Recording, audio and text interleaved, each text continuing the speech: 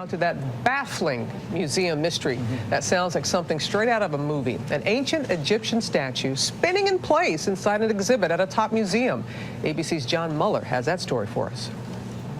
Curse, caper, or clever prank. This morning, heads in England are spinning after this time-lapse video appeared to capture an ancient Egyptian statue doing the same thing, spinning. This, they say, is no night at the museum. Hey, hi, how you doing? Instead, it's happening in broad daylight. That's right, watch again. The curator of the Manchester Museum says this is not sleight of hand. Instead, he says it's a 1,000-year-old statue seemingly turning its back on onlookers, all filmed over an 11-hour period and then sped up. And the museum says this wasn't a one-time 180. It's been happening for months, even though the museum says the 1,000-year-old Egyptian idol is locked in a glass case. I was working in this gallery for around an hour and a half one day.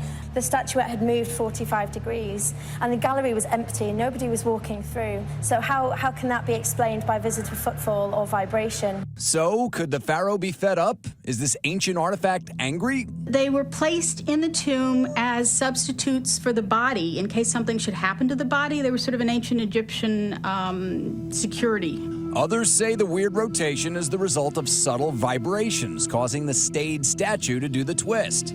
The statue only seems to spin during the day when people are actually in the museum. It could very well have something to do with its individual placement, the individual character of the statue. Of course, some wonder if that foot traffic theory may have some legs. The Neb-senu statue has been caged up in the display case for 80 years facing forward.